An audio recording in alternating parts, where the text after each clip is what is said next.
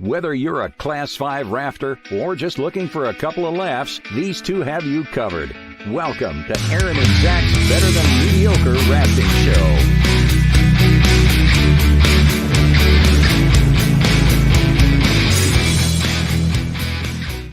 Well, we're back and ready to do another Zach and Aaron's Mediocre Rafting. Is it Aaron and Zach's Mediocre Rafting Show starring Steve Welch? You're now an official part of the team, Steve. We need to change the name and change. No, I don't need to be any more associated with the two of you. You don't want to be, or you don't need to be. Yeah, I'm not ready for that. Okay. All right. Well, you're not getting a paycheck then. This is a show we do every Friday around 2:00. This is entertainment, not education. Aaron, if people want education, where should they go? I guess my guide school, huh? Yeah. When you say your guide school, do you mean Lake Tahoe Community College's guide school? Yeah. Okay. Cool. So education, take Aaron's Lake Tahoe Community College guide school. Sorry about that. This is also a pod. By the way, this show is still mediocre because Aaron can't be ready at 2:00 and he can't seem to rub in a sunscreen, even though he had multiple complaints about a sunscreen. Two problems here. I got to get down here. Down below is trying to eat the cords on the computer, so I had to move the cord so he doesn't eat the cord. So yeah, sorry about the sunscreen. I'll try to wipe it off here. Is that better? Maybe try wiping that in. Yeah, maybe just don't wear it next time. You can go a few days without sunscreen. It'll be fine. No, I mean, if you lived up in Hood River, you could go a few days without sunscreen. But where we live, we get sun all the time. It's rough here. You got to take care of yourself. This is also a podcast. If you're listening to this on our podcast, you shouldn't. You should turn it off and come watch the video section, the video version of this. It will be this episode is very dependent on seeing things. So you're gonna not enjoy it. If you want to just hear us argue, awesome, keep listening. But if you want to actually know what's going on, you're gonna need to watch the video. This is meant to be a live YouTube show. We make the audio part of it so people can listen to it in the car or whatever. We had requests for that. And to get started, I thought we would go to a trivia question, which we haven't done in a while. And the question is, whoever can tell us the most information about this photo. Aaron knows a few things about this. So tell us where it is, what it is, who it is, about the boat, about the paddle. Whoever can tell us the most information and is a member, you have to be a member. This is a way to thank our members for being members. We'll get something from the prize bin. I'll explain I'm going to say this. If you can tell us where it is, you should automatically win. If you can tell us where. Nobody's going to get the exact stream this is. I know. That's what I mean. If you get that, that's like an automatic win. But nobody's going to get it. This is maybe a one of 5 cents ever, probably less than that. So it's not a very well-known place. But if you told us the watershed or the state, that might be some information. So whoever can tell us the most information about this, that would be awesome, including the person in the boat and just details. And we'll come back to this later. I kind of want to start the show with Zach's Gear Corner. Can I do that? Yeah, please. This is Zach's Gear Corner, sponsored by River Hardware, where our motto is, if you want customer service, call NRS. So if you order anything at River Hardware store, do not call us, do not expect a return call, and definitely do not return it. We don't do returns or exchanges. Do not buy anything unless you are 100% sure you want that item. Just want to be, if you want to return your stuff, call NRS. That's what they're there for. Even if it shows up broken. Even if it shows up broken, we do not. If it gets broken, you shouldn't have ordered from us. You should have ordered from NRS. That's our warning. So don't bother. It won't show up broken. It might. It won't be our fault. It'll be UPS's fault, and you can ask them. Blue Puma, you're still here? I thought after our members only show, I scared you off. But yes, that is so far you're ahead. You have the most information. Ugly Ducky by Cronin Inflatables. Okay, so far you're winning. So we've been talking throwbags, right? You know how much I despise this throwbag? You guys are aware of this? We were just that came up the other day. That's the best throwback. Someone else is saying the same thing. Yeah. We love that. You like it too, Steve? I have 2 of them. You shouldn't. You should take the rope and use it for something useful, and just throw the bag away and get a better bag. Marty Macknell used to buy that for all of us for Cherry Creek. He'd buy us all and put our names. Maybe like 20 years ago, this was a good bag, but by today's standards, this is awful. So I despise this bag. It could be improved. It wouldn't be. You could improve this so easily with a little bit of effort. It's awful. You have to agree to me that the mesh is unnecessary. At least agree with me on that. I agree that the mesh is unnecessary. Having said that, I think there's so many other throwbacks have mesh these days that it's like that. So after you told me you need a bag that can hang from your boat, I went down like a deep rabbit hole. And of course, I love the Coca-Tat Huck. It's 70 with the mesh. With mesh. It has mesh. It has mesh. It has mesh. Okay. If you want to actually throw a bag, this is probably the best throwing bag on the market. Whoa. Zach, we just had the conversation. Remember when you said was the slayer of slayers of throwbags? What was the best one you used? What did I say? The NRS hip throw bag. No, I did not say it was the slayer of slayers. I said it was really impressive. It's not as good as this. I thought you said it was better off the air. It's also only 50 feet of rope. It's not better. This is the best. It's only 50 feet of rope. This is 70. If I'm going to hang a bag that I used to actually reach somebody with at distance, I'm going to use this bag. At 60 feet, just so you know, at 60 feet, you will not be accurate with this bag. You won't. I don't care who you are. With this bag, you can be. I'm just saying, 60 feet. We'll see, Steve. I'll be there next weekend. I'm bringing my bags. Cool. We're about to find out. You're about to get education. Okay, Zach. Yeah. Which one is better for grabbing and holding onto? The NRS one. Okay. Yeah, I'm just saying. Which one is easier to stuff? Oh, this one by far is the easiest to stuff. No, it's way smaller. The NRS has got a larger diameter. It's way easier. No, it's got more space. So you don't have to like stuff it in at the end, and it all fits in there nicely. Look, there's plenty of space. They're not cheap, and they put a little extra material on there to give you extra space to pack it in there. No, that's not. Versus the cheap Coca-Tat product. First of all, I feel like there's another throw bag in the gear garage. There's more coming. And Aaron, I want to be clear. You need to try to be a little less argumentative and just go with the flow a little more, because your argumentativeness is starting to wear me out. Just try to agree with something. Is it the fact that I'm going to agree with Aaron, that I'm not agreeing with you? Okay, well, this one's the NRS bag. So far, we like the NRS bag better than that one. This one stuff's really nice. I've stuffed this one a bunch lately. I'll tell you. Is this a democracy? No. I'll tell you what really helps with stuffing bags is shorter rope. Like a 75-foot throw bag takes a lot. It's a lot more rope to stuff.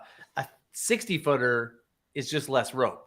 So therefore, the 50-footer would be even better for packability. Yeah, but Aaron, that NRS one that you like, that waist belt one, is the worst. It's the worst to pack. It's terrible to pack that one. What's the furthest you've ever thrown a throw bag, Zach? I've done 60 feet before. 60 feet. It took me a lot of tries, and it was back in the day when I didn't have this one, but I had the downstream one. You know, the orange one we used to get. So I'm calling those the same. Yeah. This one's floppier. The downstream one's better. This one's just a floppy mess. I've done 60. I've done pretty much a length of that bag before, so maybe 70. Specifically at freight train on the Cal Salmon, we had a river left perch, and we had to get a rope across freight train. How much extra rope should you have beyond what you're capable of throwing? So if the rope is 70 feet, there's usually 2 feet caught up in the knots and things. So you lose 2 feet right there, and you typically throw like 4 or 5 feet out before you throw it. Okay. So I'm going to say 10 feet. So that's why like this 70-foot rope is nice for 60. Okay. But not like this is 75. Not many people can throw this 65 feet of rope. It's hard to throw the length of this bag. But that extra helps if you have to use it for mechanical advantage. Yeah, and this is useless for mechanical advantage. I would use this maybe for a kayak. That's about it. This isn't a haul line. This is a bag to throw somewhere. Okay, let's move on. So then you guys know I like the River Station bag. I bought one of these. I think this is equivalent to your NRS bag, but better because it's packed a little. Also, when the rope is packed tighter, it zings out better. It throws better when it's packed tighter in the bag. It does. It's a fact. Write it down, Aaron. It's a fact. Hold on there. You're being argumentative now. How is that a fact? It's just like when it packed in, it kind of zings out versus kind of sloppy out. Explain the physics. I'm not going to explain the physics right now. We have more. But there is no physical argument. No, this is not physics. This is What's that called when you do a bunch of experiments and you have a basic idea? It's like so you did a bunch of trials. Empirical. It's empirical data. I've done a lot of trials. I've thrown 200 throw bags of the past month, so I'm hyper aware of what's working right now. I feel like you're being very argumentative right now. You're making these broad statements that you're not really backing very well, Zach. I'm not being argumentative. I'm telling you, I'm laying down information. This is Zach's Gear Corner. Okay, but Zach, the looser bag, the less tight, might not zing out as well, but you get the extra, what's that? Your little trebuchet action. You get some leverage from that. Yeah. Hey, Steve, we'll have the loose part of the bag acts as a hinge and gets you more oomph. Okay, so I think that's why I can throw the bag further and more accurate than you. Okay, we're about to find out. Let's back up here for a second. Live show. Yeah. Oh, we have this thing. We have this thing we do here called throwback gambling, where we have jars of money, and you put $1 in the jar, and if you make the distance, you get the jar. Right now, there's like money's not going to mean as much to me as just beating. Yeah, you. that's fine. You can have the money when I beat you. I'm not. That'll make it even. It'll make Steve, it more valuable. Steve, you realize I don't think Zach played any ball sports as a child. I don't think he really knows how to throw well. So you really should beat him pretty badly. Since you were a collegiate baseball player, were you not? Well, we don't even go as second team all league. Do they throw underhand with a trebuchet method in baseball? I've adapted. Oh, got it. So okay, is there another throwback coming? There's more coming. So this one's sweet. It's as a good option for a heavy duty rope, big bag. It has mesh, but this is the River Station one I'm digging. River Station came out with this one that I'm really digging. No mesh, good size for throwing overhand, 60 feet of rope. It's better than the it's thicker rope than this one, so it's a little better for holding on to. Can you compare it to the other one they make? Can you pull them both up next to each other? Yeah. And it doesn't even cost that much. Here, side by side. What's the difference between the two again? 70 feet of rope, 60 feet of rope. Thinner. This one's a thinner diameter. So this one's really hard to throw overhand. It's doable. This one flies more like a football when you go to throw it. Yeah. When I go overhand, I like the pinch and the flick. Like Steve said, the trebuchet method, more of the. Or what's that ladle? Addle, is that what it's called? Addle. Yep. Yeah. That's great. Aaron's I can't wait. Addle. When I smoke both of you guys when you come visit, we'll have some more discussions. When you're doing the Brett Favre and we're doing the Addle, we'll see. How many Super Bowls did the Addle win? Not many. So that'd be great if you bring in Brett Favre to do your throws for you, Zach. That would. Anyway, the Zach's Gear Corner for this week is this bag is sweet. It's not that expensive. They call it their basic throw bag, but honestly, it's kind of most people can't throw 60 feet anyway. So most people can only throw 45 feet. So 60 feet of rope is a nice distance. I like how you wrote the length of the rope on the bag. That's clever. We're doing that because we're doing all these tests. And so, or we're doing a competition. You want to make sure multiple times I've grabbed a bag and it's landed flat right in front of the target. I'm like, for 60, I should have grabbed a different bag. And so now we have the link so we can make sure we grab the bag for the thing we're doing. Okay, let's go through some comments. The belt for the NRS bag is way better than the Huck belt. Yeah, I don't like the Huck. This is the Huck. These things right here allow for a waist belt. It's not a very good waist belt bag. If I'm going to go waist belt, I'm going to go WWTC. We're not talking waist belts at all right now. I saw the bag. I'm not a huge fan. It's adequate. It's adequate. I'm not stoked on it. Anecdotal data. No. It won't be anecdotal when Aaron and Steve come and I crush them. It'll be it won't be just a little bit of a whooping. It will be a crushing defeat. Thomas, I don't think the zinging of the rope is a thing, but a smaller, denser bag probably zings better though through the air. I don't think zinging of the rope is a thing, but he's saying it does zing better. Can somebody explain the comment? I don't think zinging is a thing, but a smaller one will zing better. Aaron, you're on mute. You're just talking to yourself, which is great. I much prefer that. I think his idea of throwing into the wind is an interesting idea, where you've got some more force against you to see what happens. Yeah, I mean, the smaller diameter one's going to throw better through the wind. That's science. It's about the surface area. It's about the surface area. If the tube is 4 inches long or 5 inches long, but it's going through that way, it doesn't this matter. Floppy unaerodynamic thing is not going to fight the wind. It's about the bottom. No. This is an aerodynamic machine. This is a floppy mess. So maybe they just need to make them really long and seating like 10 feet long and like this wide, and that would be even better. You know that's not going to work. Like a burrito. Like a burrito. I don't need to hear more civil engineering from you, Aaron. I've heard enough. Hey, by the way, we had a couple of people on our last course who watched the show. And I realize it's a small sample size, but I think we really do well at the engineer crowd. Small and in small sample size, but we're doing well at the engineer crowd so far. I think that seems to be doing well. Corner on the engineering crowd. So, Gone Long, nice to meet you. We will not all be throwing it up at the same time, but Steve will be here next week. We'll probably go live just so you guys can experience the humiliation live. And Gone Long will be my nickname after the competition. Long Gone, maybe. No, that'll be you. And then Aaron will come and we'll do the same embarrassment to Aaron.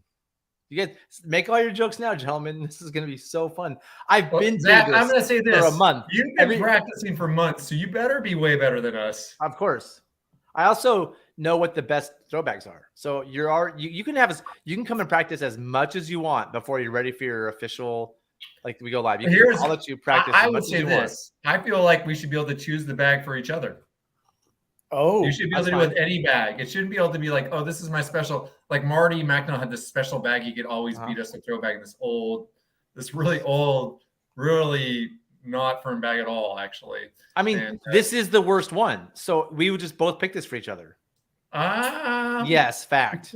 Would you pick that for me? Because I'd be confident with that. Yes, I would pick this for you. I know this is the worst, even if you're used to it. I could do it with any bag pretty much. I hate throwing this bag.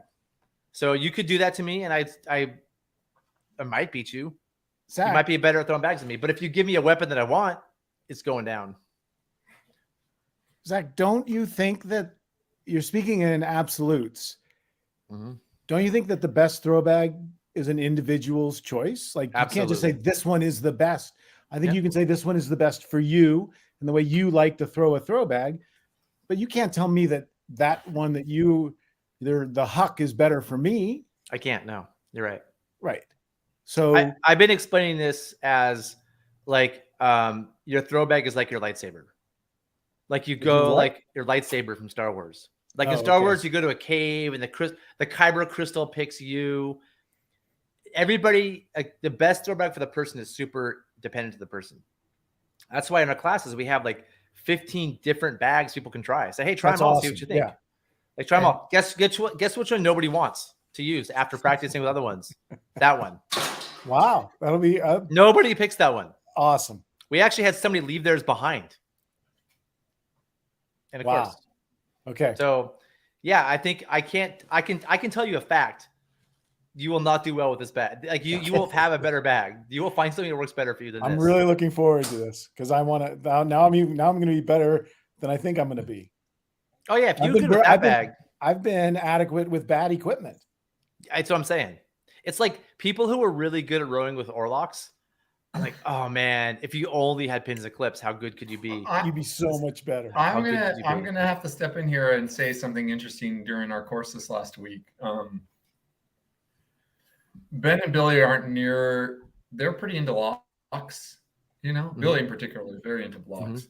And so in the course, we were running one boat. We only ended up running one boat with rights, and the rest we didn't because people didn't want to use them. And I didn't really see any problems with not using them, watching people row. Like they did well with them. And Billy's like, just let them learn that way, and then they can do it.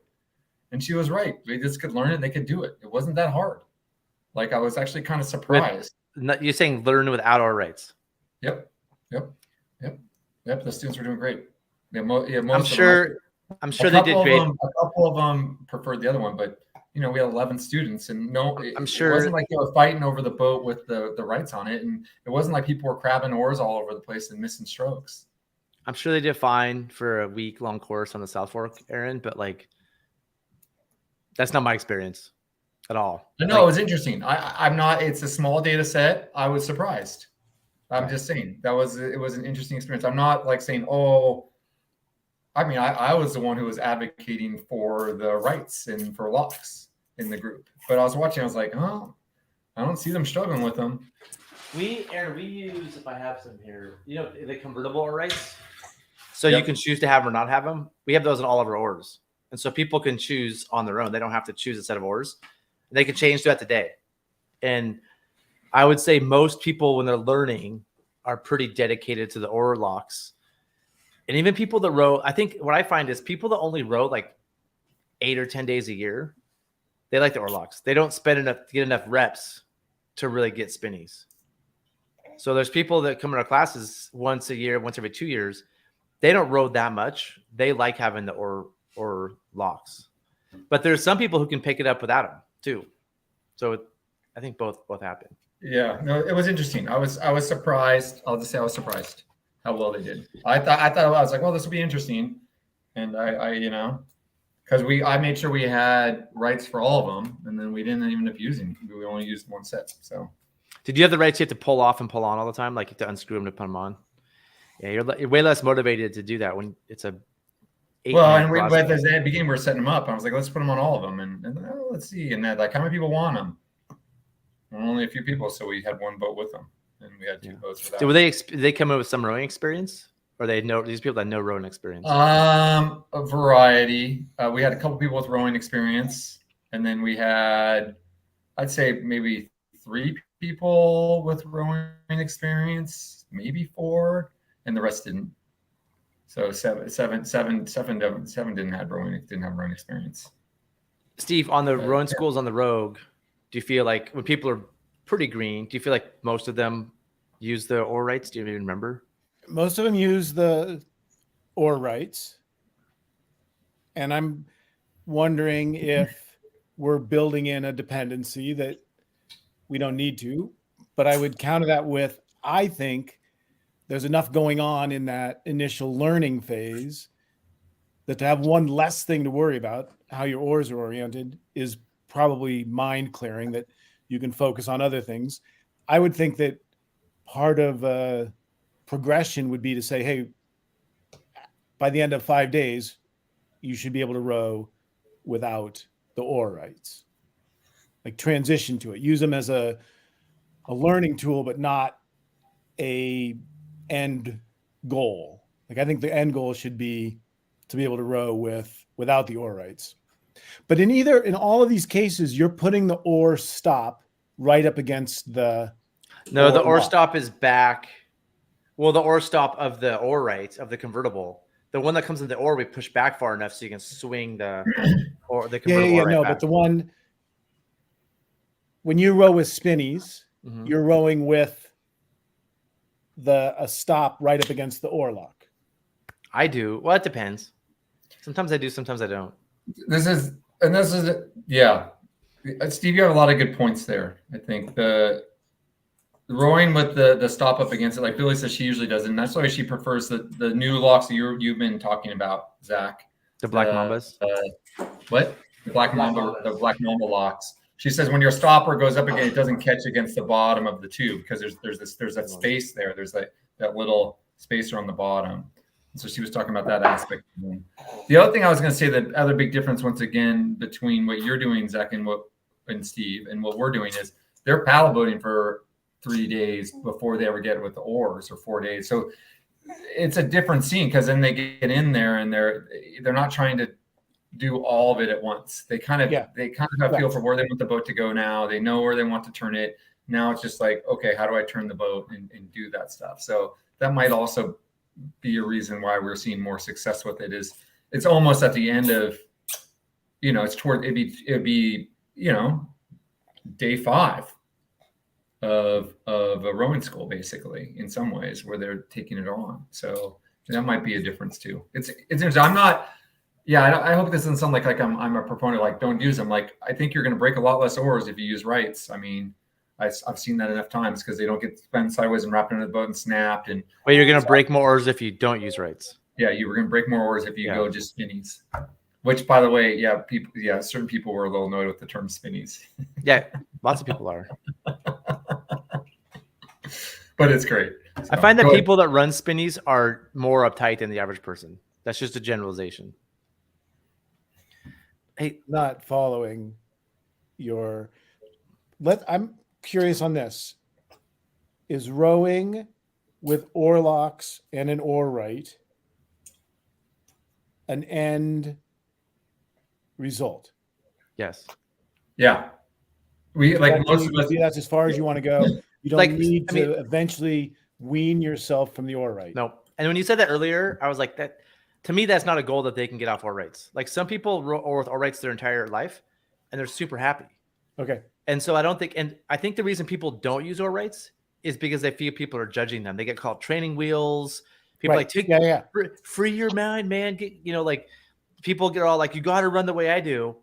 And there's some people who like, they either have like wrist problems or they just don't row enough to get comfortable feathering and doing all those feathering actions that they just don't want to run them. And so I think making it okay and acceptable that you can run oar lights is important. Like, hey, try them both. Try running oar lights, try running without. Whichever one you prefer, do it. It's worth trying them both. And then the nice thing about convertible ones is they can change back and forth really easy. Other than the stigma, what's the negative thing? What's negative about oar rights? You can't feather. You can't feather unless you pull it in a little bit. Yeah, and then you can pull it and turn it upside down, and then you can feather them. But Zach, do you run oar rights on the Grand Canyon? No, I ran spinnies and no stopper on the Grand Canyon. Yeah, was that to be cool, or that was for convenience? I really like spinnies. I just really like that whole motion you get into where you push forward and like spin them. I really was like, if I was doing this the whole time, it's like not a natural fun motion, but I really like that push and pull back and push and pull back. I noticed nobody else on the trip was doing that. They were all just doing this, which is they should just have oar rights then, in my opinion.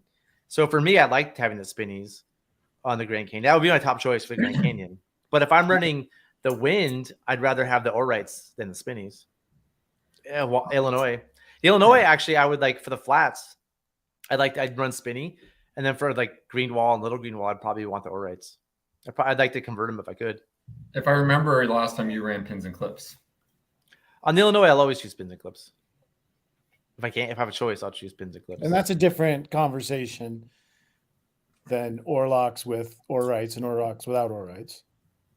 Yeah, but I think an important thing is like if somebody's doing it, we had a rowing school once where another commercial company came by, and one of the guides were like, "Take off your oar rights, man. Those are training wheels." To our students, another guide was saying it to our students. Kind of made me mad. Like they're learning, and it's not like just because you have oar rights doesn't make you inferior. It's just a different tool. It depends on what you're doing. The best cap boaters in the world, the guys who are running like North Fork Payette, exploratory things people never heard of, like Middle Feather, they're running oar rights. Like the guys who are the absolute best at cap boating have oar rights. So because they can't do pins and clips. Yep. Yeah, it's a training wheel until they get to pins and clips. They need to make it easier on themselves. I mean, I agree with Zach. I agree with that. Your comments. But on that they also maybe that's what the training wheels means. Is it's a training wheels between spinnies and pins and clips. Like you have to have the oar right because you're not. Well, I'll tell you what. Pins and clips yet. They also have a bungee, so that when their oar comes out, it bungees back in place. So to me, that's kind of the best in both worlds. Because I also I hate tying my oar to the boat. I think it's like so uncivilized to use a rope to tie your oar to the boat. Like one thing I love about pins and clips is my oar's in. I'm not tying them on somewhere. There's extra rope hanging on. The bungee acts that way too. It's like it keeps your oar attached to your boat without having like a little rope to do it. I love feathering. I tease about spinnies, but I love running spinnies and feathering. I don't know if it makes me run rapids better, but in the flats and occasionally easy rapids, it's super useful. I'm guessing that the being able to feather your oars is better for your wrists over time. Like you're not locked into the same wrist position all the time. Yeah, I don't know if I agree. I think it depends. I have more problems with my wrist running spinnies than with because then if you're running pins and clips or you're running with the right, you can just open up and relax your hands and just push on the oar. You're not having to hold it in place. And when you're having to hold it and keep it, I feel like I get more wrist problems, particularly with wood oars that aren't straight. If the wood oar is a little warped or something, and you're fighting it, like that's one of the things I will agree with Zach on. The one thing that I do like about the composite oars is they're straight, and I don't have that diving problem I have with the wood. That's the big advantage I see of them. So, but the place where I find feathering also really helpful is feathering an oar blade into an eddy rather than dipping it. Right, like using and dragging along the surface, kind of where you're getting without getting like yanked out of your totally.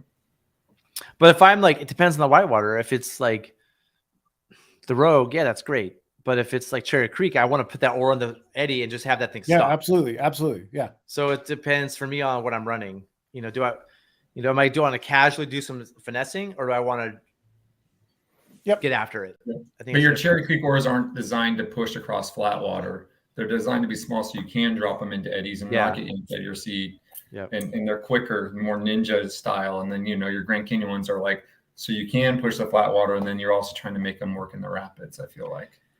Yeah. Hey, I want to go back to our trivia question really fast. If you're just joining, this is the trivia question. If you can name whoever provides the most information about this photo wins the trivia prize for today. Sean, a small creek. Yes, it's a small creek. It is not in the Kalmiopsis. It is snowing. It is a Cronin, and it is not me. So I think so far, Blue Puma has the lead here. So if anybody else can do better, that'd be great. Well, I'm gonna say that, Sean, there's a lot of you're warm. You're warm. You're warm. Don't give out too much information, Aaron. Okay, guys. I'm never gonna guess the place. I want to share this with you. So for the rescue classes we taught last week, this was one of the slides we did the first day that compared how rafters do rescue versus kayakers do rescue, and how like professional rescues do rescue. So, or how they learn rescue, like what you need to learn. And I would define professional rescuers like search and rescue, firefighter, first responder, who gets to the scene from shore and isn't just floating down the river with the group. And want to see if you guys have any thoughts. I think the big differences when you think about like rescue for rafters is that the rafters are the victim is dressed and capable and can usually be of assistance. They're not just useless. Like a firefighter shows up to somebody who's not used to being in the water. If it's your friend stuck on a rock or whatever, they're like, actually they're dressed with a PFD, probably proper dress, and they're actually capable of things. But rafters, their training is a class they take. Like the rafters don't generally get together and throw bags, set up mechanical advantage, pull people in the boat, get back. They don't practice. Training them is the class. Where a professional rescuer, the class is education, and they train all the time. They show up for a Saturday and throw bags and do things. They train more than they practice, probably, and we practice more than we train. Yeah, that's a great way of putting it. That's a great way of putting it. You could write this, just get rid of that whole slide. Just have it one sentence. For the whole thing. Everything written there is in that one sentence. I think your last bullet point is also really, really important, that pro rescuers, anything imaginable. And if you take a pro rescue course, you're going to get exposed to anything imaginable. If you take one that's a little more oriented towards kayaking or rafting, you're going to get one that's more oriented towards things that you might actually encounter. Which is a limited set. And for kayakers, it's a really limited set of stuff. There's actually, for rafters, it's a little bit bigger because you have rafts can flip, rafts can get super perched. For sure. Yeah. You could be pulling swimmers into the raft, where if you're with kayakers learning rescue, they don't really care about pulling swimmers into the raft.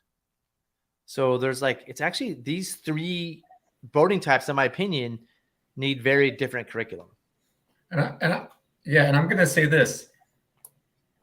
Of the three, if you're a beginning kayaker, you get a lot of practice with rescuing if you're going kayaking with your buddies. You know, when you're learning to kayak, you get a ton of practice because you're all swimming a ton. You're trying to figure out. So you get an amazing amount of practice with, you know, swimmers, getting kayaks ashore, boats flipping over, like all that stuff. Way more than with rafting. And just from the beginning. And so it's kind of, and it's safer environments too, to like learn. Yeah, I mean, Aaron, do you see that? Each of these rows kind of matches. So under rafters is minimal training. Kayakers is like lots of practice. Like you see stuff go wrong all the time. You get lots of practice. And then professional rescuers get extensive training, but not necessarily practice. A couple of other big ones. With rafters and kayakers, the ropes don't typically have lives on the end, where if the rope is cut, they'll die, right? Like professional rescuers might be doing vertical lifts. Their ropes and their equipment has lives on the end of it sometimes. So they have to be very careful with all their gear and with braking strengths and keep maintaining it. For us, it's usually like a raft or a kayak or a swimmer on the end of a rope. And if the rope gets cut or breaks, it's not like sure death fall. And so how we use ropes and how we maintain ropes is much different. Do you guys any thoughts about that? That makes sense. And the other one I thought of is the Catwoman look, Batman look.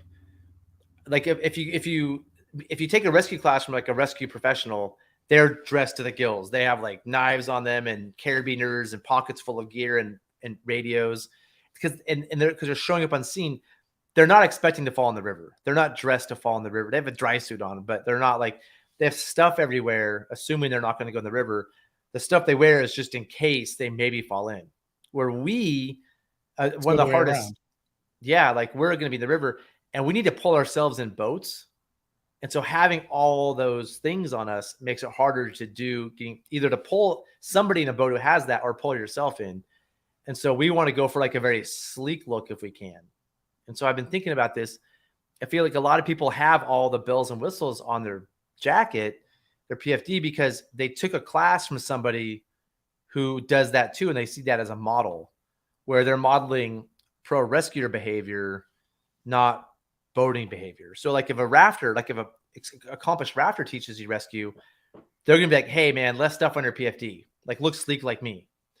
Whereas if like you're taking a class from somebody who teaches firefighters, they're going to have all the accoutrements. It's a good point. How many super pro rafters do you know that have tons of gear all over, clipped all over them, have that look? And the people are really good. None of them do that. Yeah, I can't think of anyone. And I mean, and the best kayakers in the world, if you look at like guys doing the men and women doing like the biggest stuff in the world, nothing, no external knife, nothing. Right. And they're running the biggest stuff imaginable. If you look at the pro kayakers like Dane Jackson, I don't know, whoever else pro kayakers are, Norrie Newman, their stuff is sleek like Catwoman. So anyway, I thought I'd share this with you guys because I put a lot of thought into this. I feel like in terms of teaching, recognizing that there's different types of teachers and different types of students, making them match up helps get these things correct. Any thoughts before I move on? I like it. I mean, Zach, I think it's great, Zach. I think, and when you put it out this way, it really makes it clear that, like, hey, if you're taking a Swiftwater class from a Swiftwater instructor, like where they're coming from is a different spot, and it makes a lot more sense, and it allows, I think it's extremely helpful, but I think it also makes me more inclined to be like, hey, it's good for us as rafters to take a pro rescue classes sometime because they talk about anything imaginable. And like before, I was like kind of negative about it, but now I'm like, I don't think I should spend all my time doing that, but it's good to do that as well to get that perspective and to get that broad perspective versus if I have a rescue class that's just focused on what I'm doing as a rafter, as a kayaker, I'm missing some of that other content. Not that I need to practice it all the time, but it's good to have been introduced to it. So, I mean, this is the question everybody asks. How can I be safer on the river? So, in my opinion, Aaron, what you're saying, like, yeah, taking a professional rescue class is great education, but it's not making you safer on the river as like a class 4 Raptors would be. So if your goal is just to like be safer, you probably want to take something for Raptors. If your goal is to get this very expansive education and there are all these cool tips and tricks and tools, then yeah, that Swiftwater rescue class is the right thing for that. You agree with that? Like as somebody like me who like totally agree, Zach. Totally agree. Who nerds out on this stuff, like yeah, totally agree. Well, I would say this is, and not just, but also from a safety perspective, I think you need to focus on the fundamentals because that's where most of the problems are. And the pro rescue classes focus on everything. Why it's good to also have that, but it's good to have that broad base just in terms of for safety, I think, and to think about these other things and see these other things and see these other approaches and understand it. But no, you want to spend the majority of your time on those rafter training or kayaking. George, that's great. Like, I don't think many people do. I don't think many people train with their friends. That's great. Okay, I'm gonna go back to the trivia question one more time, and then I'm gonna get rid of this and go on to something else. Blue Puma right now. We're gonna go back to your how can I be safer on the river one more time too. Okay, let's go back there. What do you got, Steve? I think what people are asking is, how can I prepare myself for situations that I haven't encountered yet? Right? Like, I think that's one of the advantages of going to a rowing school or going with professional instructors or going with people who know more than you, is you have that safety net. And a lot of people want to get beyond that, do something in there, but they're worried that they're going to encounter something and they won't know how to deal with it. Like they'll be the ones, and through trial and error or through some sort of training, we all got to where we feel a little more comfortable with that. And I think the Swiftwater rescue class gives you a lot of that confidence to, you practice some of those things in a controlled setting, and it's a confidence builder that's really helpful. And it was nice to see George say, yeah, he trains all the time. I don't think we do it. It was when I was looking at your list, I was like, what are the variables in there that you could change to increase your preparation? Minimal training under rafters, lots of practice under kayakers. If under the rafters thing, it was minimal training, but you can include practice. Like you could add that to that. That's one of the variables you can change. I don't think bringing more equipment is going to make you safer on the river. I don't think changing a lot of, you can't change a lot of those other variables, but you could practice more of those things. That's the point of this slide. Like in a class, this is education. Training is when you go home and do it and practice it. Like the education is learning it, which you do in a class. Training is when you throw a throw bag, set up systems, practice pulling people in, swim, reflip your boat, which you're learning in a class, but you have to go do like it sounds like George does. I think though, like when I dove deep with rafters, the things we need to prepare for are swimmers, people like just swimming. How do we rescue them? If somebody's pinned on a rock, how do we rescue them? If a raft is perched, wrapped, or flipped, how do we manage those things? So to me, though, that's like what are the things we're worried about? Those were the ones I came up with. Would you guys have anything else like the Raptors do? I'm sure there's like other like 0.01% things, but to me that seemed like most of what we're dealing with. Yeah, I agree. If you Google like firefighter rescue Swiftwater, you'll find like cars dangling off of dams, and you'll find like insane like cars stuck on trees and floodwater. What they deal with is crazy. We're basically dealing with those main things, and those are the things we really need to practice. I think. Well, you practice that, and even taking a step back, and the preventative aspect of it is probably even more important than practicing dealing with those situations. Is preventing as much as possible getting into those situations. Well, a Swiftwater rescue class is going to present that concept, but they're not going to teach you prevention methods. So that's not I don't think a swiftwater rescue class is saving is the cure, not the prevention. Your prevention didn't work. Now we're going to figure out how to rescue. Where do you learn the prevention, Steve? Where? I think in a rowing school in your Lake Tahoe class, if you put prevention and resolution, or what do you want to call it, rescue on a scale, your Lake Tahoe Community College class, 90% prevention, 10% rescue. In a swiftwater class, I would say those two things are flipped. We intentionally broke this up. You can see each day, like a third of the day was whitewater safety, which is prevention.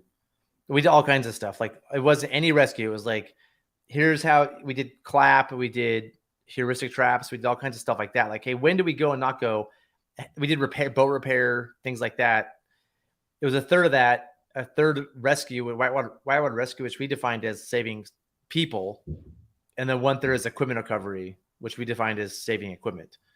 And it ended up being more like 4/9 safety, 3/9 rescue, 2/9 recovery. Because there's just so many safety topics. Really, Zach? 9th? Yeah, because it's just give it one more and you could do percentages. Yeah, you're gonna make it real nice. I'm just saying, like, it's just we ended up doing way more prevention because those topics were actually really interesting and people don't get those. Like I thought it'd be a third, but it would be like 1:30. I'm like, wow, we've only done safety all day. Like it was amazing how much time and people had questions on this stuff. Like, hey, how do we be more responsible when we're out there?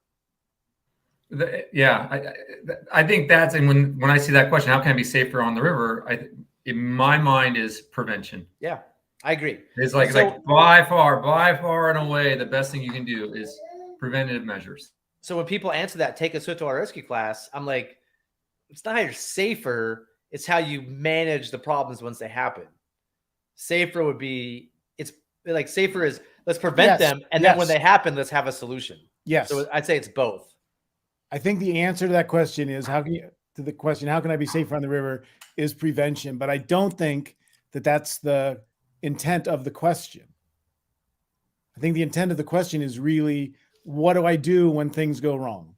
How can I learn to deal with emergency rescue situations? I think people are asking the question. I agree. We're misinterpreting the way they're asking the question. Steve, I agree that that's where they're coming from. But I think that's the important part is saying, hey, you're asking about this over here, but this over here is where you should be thinking. This is what you should be thinking about. And I agree 100%. It's a great question, and I think you can turn that question into a really helpful question by having that other discussion, like kind of not talking about the part they want to hear about and talking about this other part and be like, hey, yeah, we could talk about that. But I mean, it turns out, like, I'm going to get back to this 1/3.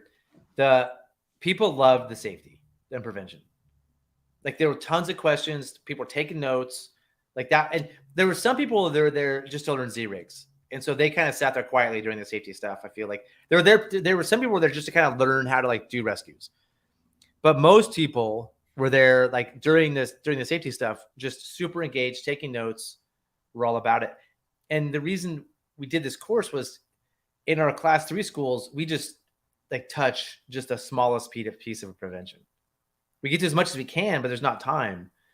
And our class 4 school is intended to be a lot more safety, but we still like we're hitting the tip of the iceberg. And so this class, we just hammered this stuff and it was great. I thought it was great, at least. It's fun. And so do you feel like students coming out of the course now will be making better decisions and that's better for success? Yeah. I mean, that's the whole point. All right. I'm going to move on because now I feel like I'm promoting our class, which I have no more available to book. We're going to wait till next year to create more of them. It feels like I felt like I was being self-promotional there. Let's get the trivia question again. If anybody can tell us any more information, all we know so far. There's been some more comments. There have been some more comments. It looks like Aaron. Okay, Heidi, I don't want to know that it looks like Aaron. I want your final answer. Yeah, take a chance. What, Heidi. When, where, she mentioned me twice in there. Here we go. Okay, where? You have to find above. You should just play with comments. Okay. I mean, Heidi, that's great. Like I think the second one was her. She was saying that. She's saying, yeah, it looks like. Okay, right now, everybody, like, give us your best answer. This is members only, unfortunately, because we want to support the members who help support the channel. You know what's misleading about this picture is that if you could see the person's hands, and you could see the little sun things on the back of the hands, not necessarily, Steve. I would not assume that. It would be a giveaway. You know what? I'm just gonna say the Ripper store sold a lot of sun paws this last week. Really? Ben, Billy, and I were all wearing them, and so the students come. It's like when all three of you are doing the same thing, it's probably a good idea. We're all three of us were wearing them. It was hilarious, and everyone else like, oh. So they all ran over to the Ripper store, and like everyone, all of a sudden, everyone else breaking out. You should get sponsored by Sun Paws, Aaron. Wait, Sun Paws? Is that what you're calling? I should get sponsored really by Sun Paw. Sun Paw should sponsor. Yeah. What's a Cronin craft? I'm not familiar with that. Well, I mean, we'll have Matthew Cronin, the inventor of the Cronin craft. Maybe he can chime in and tell you what it is. We're gonna try to get Matt on a as a guest on a show at some point soon too. Todd says, learn by doing. You need to take people on a river where they actually flip, swim, pin boats. Yeah, you learn by doing, but if somebody flips and they can't reflip it, that's a problem. So like you need to, it can be bad if you can't just like flip a boat, have your first one be when it happens for the first time. I guess you could, but I think training beforehand helps. Yeah, you're not gonna be like, hey, let's just go do an open heart surgery and see if I can figure out how to do this. Figure out. Some people can practice on a pig first. Some people. Yeah, there you go. Yeah, exactly. Practice on the pig, or Ooh, that's a solid guess. It's not correct, but that's a good. Oh, that is a really good guess, Todd. Is Diamond Creek in California? Oh, it is in California. Yeah. And actually, I can't remember what state this is in now that I think about it, because all these places are in. They're all on the border. Oh, I know what state. I can remember now.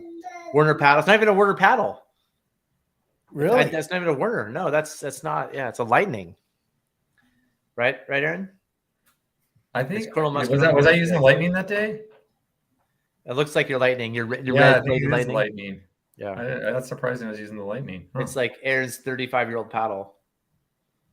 Okay, you guys got to give. Decided it's Aaron. We've already given out too much information. Honestly, like Heidi already said it was me. Heidi got that part. Yeah. Cronin craft. Whoever said that first, that one's done. I mean, that was. Let's. I'm gonna say it's in Oregon. Whoa! Hey, Steve, what's your answer? Give us the most detail of answer you think it is. The only thing I had was Aaron, and I was gonna go with a tributary of the Illinois, but when you said no Kalmiopsis, made me rethink that. But I'd still think it's the. Hold on. I said it's not in the Kalmiopsis wilderness. Okay, Rough and Ready Creek. Only a small part of the Illinois is in the Kalmiopsis. Aaron in a Cronin craft on Rough and Ready Creek in the snow. Yep, Steve, you win. Is that really Rough and Ready Creek? It's not Rough and Ready Creek, but it's really close. It's really close. Yeah, it's that same general area. I don't think we can even reveal where it actually is, or we might get in trouble. Good point, actually. Touche. I think we put it on private land. Yeah, I think we did something we probably weren't supposed to be doing there. I mean, there's a lot of snow, so it's easy to drag the boats along the snow. It's legal to run the river. It was maybe illegal to launch where we launched. Maybe. I can't remember. We're not sure. It wasn't clear. Yeah, there wasn't 100% clarity. It's not the farmlands. Okay, let's say, Steve, I'm gonna send you your prize in a little bit, Steve. Guys, I'm excited about this next week. Okay, sweet. So, what I really want to get to, really the main part of the show, is this, where I want us to come up with terminology. Oh for boy! For the things that we do. Wow. And so this is based off of Aaron and I had a intense argument. In a members only show, was it yesterday, Aaron? 2 days ago? A couple days ago, I think. Little long. Aaron was a little too argumentative. And Steve and I talked about this for half an hour yesterday on the phone. And I've had a lot of conversations about terminology for rowing. And so to help me, you guys educate me, I was hoping. Oh yeah, Blue Puma. Zach, you're doing. Hey, by the way, Blue Puma, just try it one more time, Blue Puma. Watch out. Zach, if we're gonna do this, we really need to include paddle rafts as part of this because it's nope. This is rowing only. This is rowing only. No, I mean that's silly. Then that's like just talking about rowing, and we were only talking about pins and flips today. We're not going to talk about the big picture. I knew this was coming. If we're going to talk about only the micro, we got to talk about the macro. Only like 10% of private boaters paddle raft, if that. Are you sure? What I would do with this would be to, once we figure out the terminology, if we even can, I was color coding these squares by where I spend the most amount of my time. Let's do that. Let's do that for sure. Aaron, and I've got the lower right-hand corner. Let's go through them one at a time. The upper left-hand corner as my hot spots. And my question, Aaron, is do we include kayakers too? Because kayakers run whitewater. Do we include creature crafters? Do we include suppers? Do we include pack crafters? It's a different grid. Yeah, we can include all of them. Let's include all of them. Good luck, Aaron. All right, so let's start. If I'm pushing on the oars with a downstream angle, I think I know what that means now, Steve. If I'm pushing on the oars with a downstream angle, your bow is downstream of your stern. So can I just angle. Oh geez, I just did something. Can I just say, like, instead of downstream angle, just because that's confusing to me, with the bow downstream? Does that work for you? Yeah. Okay. Because when you say downstream angle, that confuses me, and then I can say bow upstream. Aaron, do you agree with this? We can't get caught up in this at this point. We got to move forward. If we could be forever on just this little conversation. I just want to clarify this with you because I did spend a half hour re-educating Zach yesterday. I couldn't. That's what was frustrating about it. It was just like Zach has these like goofy ideas that just work for his class. Okay. He wants them because his class is this way. It works for my class, which teaches people who row, which is 90% of private boating. So, which is Aaron. Show me the data. I said you get an upstream ferry angle. Is that clear to you what I mean? Zach had never paddle rafting or oar rafting. We're rowing. You and I are rowing down the river. I'm in a boat rowing. You're in a boat rowing. And I said, get an upstream ferry angle. Is it immediately clear to you what I mean? There's your answer right there, pretty Steve. Clear. Yeah, I think I would know what you mean.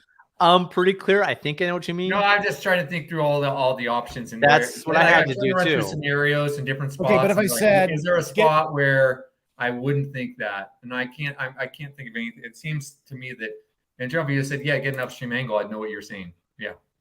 And what does it mean? What does upstream angle mean? Tell me what it means. Your bow pointed upstream. Well, you just changed, Zach, what it just said before, but you wanted to switch it to be right. No, I just wanted to understand because when you say upstream angle, I don't really know what that means. So we'll also put upstream angle here so we can, because I don't ever use that term. Upstream angle. You're backwards now. Downstream angle. Wait. I thought everyone used those terms. Hold on. Bow downstream is a downstream angle. No, bow downstream is an upstream ferry angle. Bow downstream. When your bow is downstream, the bow is the front of your boat, right? Yes. When the bow is downstream, as I understood this conversation yesterday, is if your bow is downstream, that's a downstream ferry angle. No. So you're saying that's how do you when you downstream ferry, where is your bow? It's upstream of your stern. Okay, this is why we're not using this terminology because I don't understand. It doesn't make any sense to me. Let's just go with what we can understand. Okay. Bow upstream, and bow downstream. So we can at least everybody can visualize. Yeah. No, that makes sense. I was getting confused. That's fine. Okay. So if your bow is downstream and you're pushing on the oars, what do you call that? Tracking. Okay. Aaron, what do you call that? Or pushing. Well, Aaron, what do you call that? Pushing downstream. Everybody calls it that. I don't know.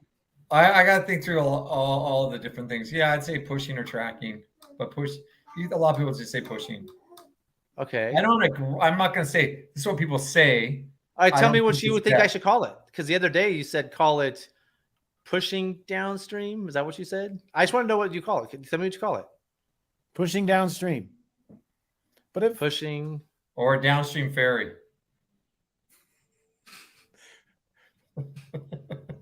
Be serious. But the downstream part is redundant. I'm joking. It is downstream and you're pushing. I was just joking about that part. It is redundant. Yeah, I agree it's redundant, but we're gonna come back to this. If you're pushing, I think Zach, can you push it to the left and it won't be so confusing?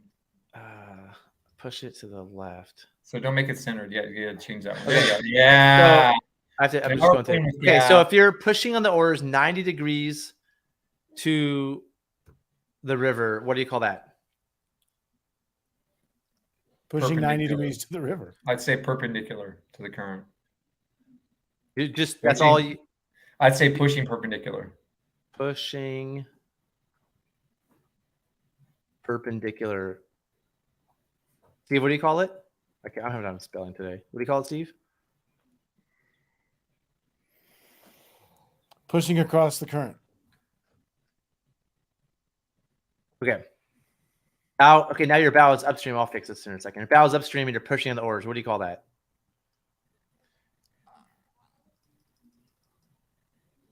I call it pushing advance. Upstream. An upstream ferry. Call upstream ferry. Upstream push ferry. Yeah, upstream push ferry. Okay, got it. Who would ever do that? First of all, that sounds like a bad idea. Really. I would call that don't do it. That's less than 5% of the time.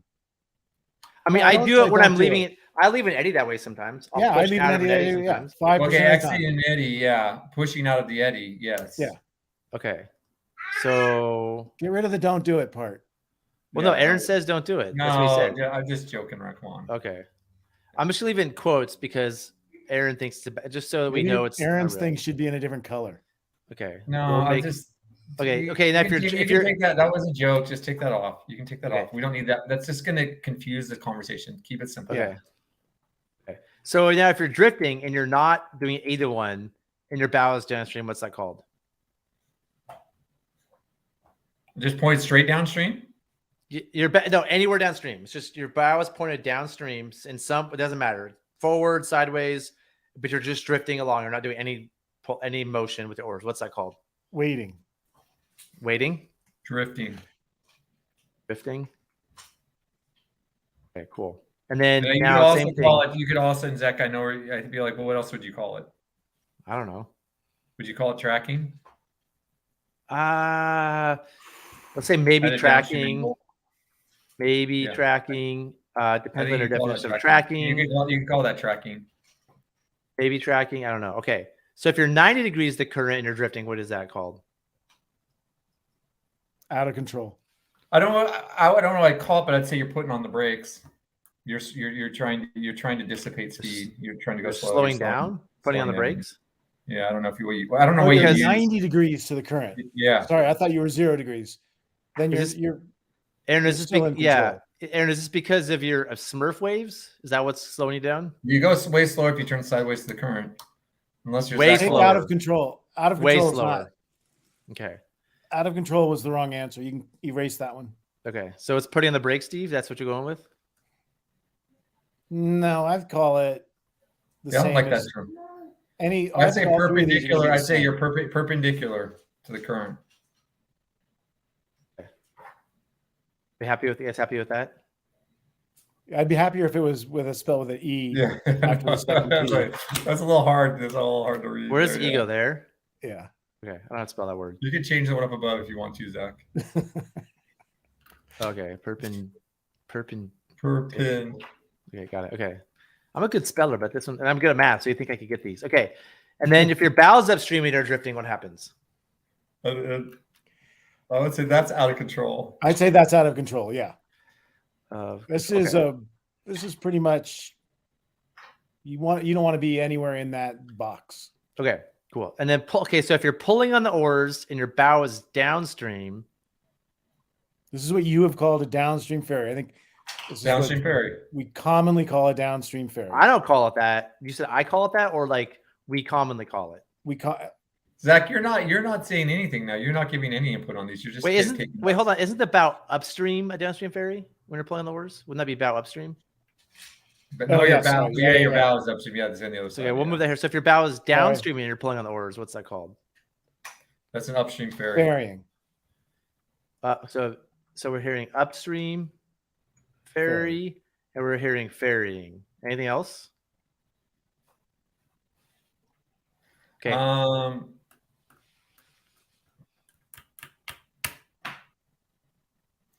The bow upstream, you could say, go back for the bow upstream. You could also say upstream angle. This one? No, above there. For drifting. For drifting. So upstream angle. Yeah, not for there. For your bow upstream.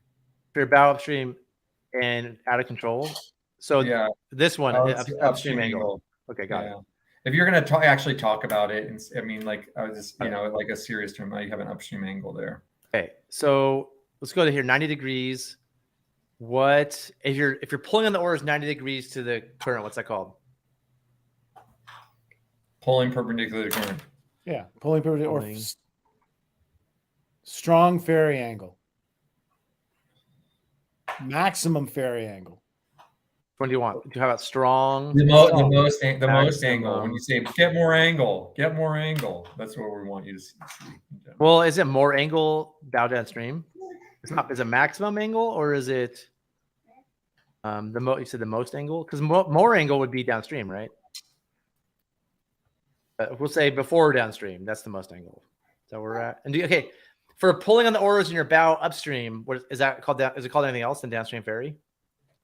Pulling downstream. Pulling downstream. Yeah. Anything else?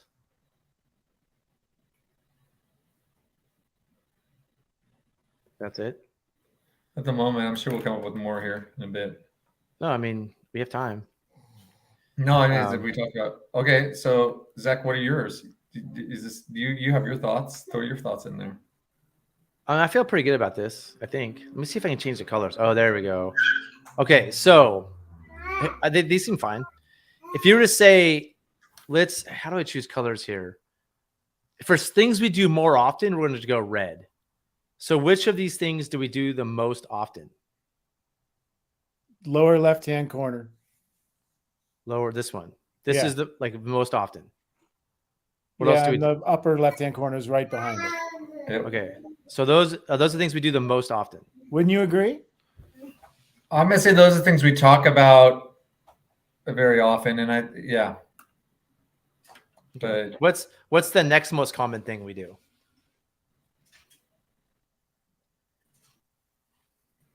Probably pulling perpendicular to the current. Maybe you'll Maximum ferry angle. The one below that. Don't you do a lot of drifting on the river where you just float? Or are you always rowing? Oh yeah, that's probably that'd probably be red. You do a lot of just hanging out. I could see that. Maybe light color red, lighter red. Like, do you see that? I'm limited a little bit on my colors here, but how do I make it a little bit different? I'm still. Oh, here we go. Oops. That's the best. Ooh, I can add a new color. Let's go this one. Like that red. How about that? Okay. You cool with that? Mm-hmm. Okay. What's the next most common thing? Or let's go. Let's do it. What is not very commonly done? What's like pretty rare here? Like less than 1%. Well, let's say that the middle far right out of control upstream angle is like, let's just not do that. Okay. So it's like, it's just not common. It's like barely done. I'll go like not, we don't really drift with our bow upstream. I think if your bow is upstream and you are drifting, you should be like red alert. Like this is not. You should fix that. So it's not a thing where we do it. It doesn't even like it's like barely ever done. The only time you're doing this when you're setting up for like a downstream ferry. Okay, cool. Right, like that's pretty much. I feel like that's what you're saying that way when you're rowing. You're like, okay, I'm getting ready for downstream ferry. Yeah, okay. And that's why I'm sitting there, or I'm spinning around out of control. Okay. What else is not common? Upper right. Middle. I'm gonna go different color gray. Middle, yeah, probably. Do you guys go? Those are simple. Like, I think light upper gray right is more common than the middle. So we'll go. We'll try that. No, that's a weird color. Yeah, I'll do that. Yeah. I would say, Zach, would you agree that you push out of an eddy with an upstream ferry angle, the upper right-hand corner, about as often as you pull into an eddy with a downstream ferry angle, that those are about the same amount of time? It depends on the boat I have. But oh, come on. No, like if it's a light boat, I'll push out. If it's a heavy boat, I'll pull out. No, I know, but if it's a light boat, if it's a light boat, then you'll push into the eddy at the bottom too, because it's so light. Oh, yeah. Yes. So what are you saying? So I'm thinking the lower right should be the same color as the upper right. The downstream ferry pulling downstream. Okay. I think that gets those about the same amount of time. Yep. Okay. Are you saying you get perpendicular putting on the brakes 90 degrees drift more often or less often those three on the right? Well, let's go back. I downstream ferry I'm a little more than I do pushing upstream. I catching eddies, I do them equally, but on the making maneuvers in rapids, I rarely ever push upstream, but I downstream ferry quite a bit. Yeah, totally agree. Okay. So, yeah. So I'm going to say downstream ferry, like that. The lower right is a bit more common than the upper right, but I do the upper right, and I ferry with my bow upstream sometimes too, especially in a light boat. Yeah. But I'd say like it's a little bit more. Okay, how about these ones? Pushing perpendicular across the current. How often do you do this?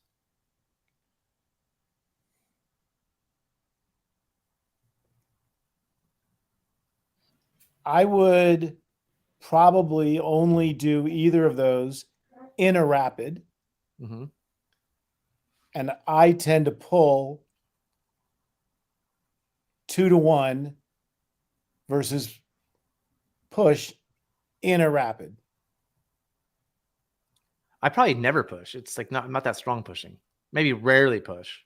You're talking perpendicular current and pushing.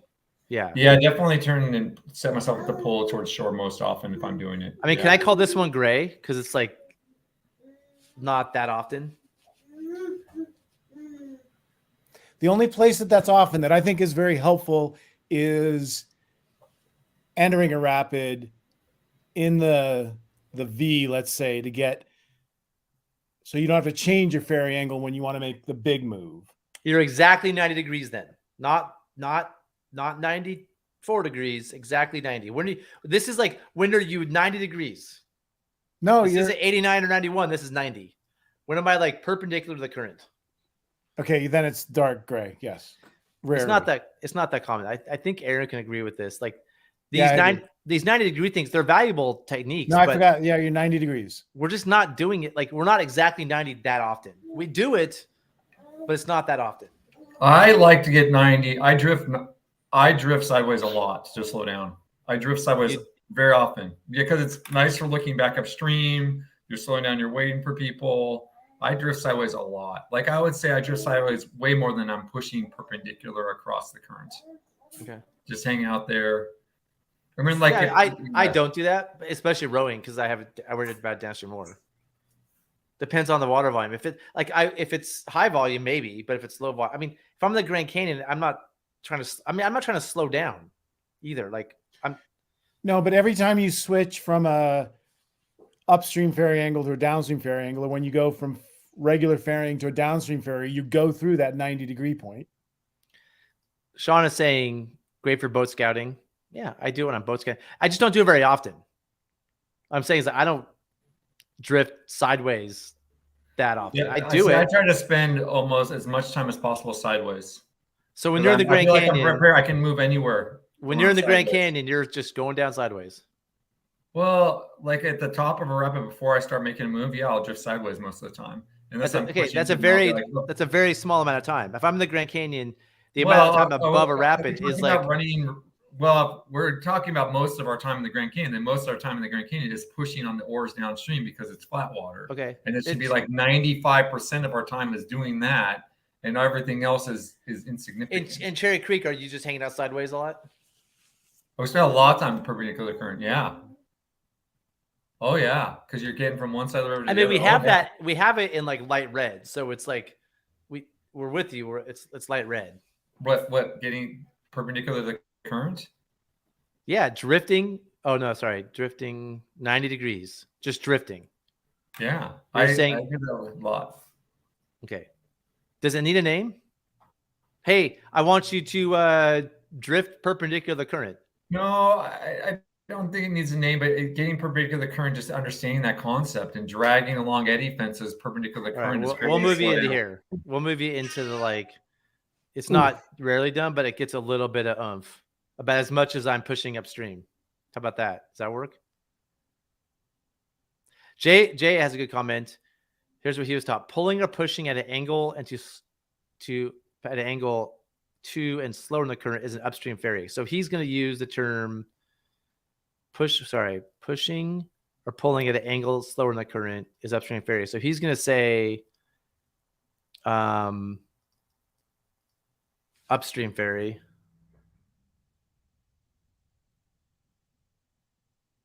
And pushing or pulling, would that be? Wait a minute. What I'm taught is pushing or pulling at an angle to and slower in the current is an upstream ferry. Pulling or pusher is faster in the current. So if you're pushing and your bow is upstream, that's an upstream ferry. If you're pulling, yeah, we already have it as upstream ferry. So we just added it there. Cool. Okay. But that would also mean that the upper left-hand corner of your chart there would include downstream ferry. If you're pushing with your bow downstream, Jay would call that a downstream ferry. Oh yeah, so he would call pushing bow downstream a downstream ferry. And it doesn't logically mean consistent, but we all have trouble with that. With what Jay has been taught. With calling a pushing downstream a downstream ferry. Yeah. Like we want a downstream ferry to be the extreme turnaround, pull downstream thing. So we kind of have this color coded by what's done the most often. So when you want somebody to push bow downstream, do you say, please track pushing downstream on a ferry? So if somebody's bow is downstream and they're pushing on the oars, what do we call that? Pushing. I would say, a lot of times I'd say push downstream. Push downstream. Okay. Push downstream. Got it.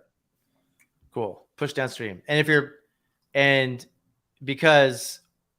cool. Push downstream. So you're going to say this just all means not even pushing downstream, just push downstream.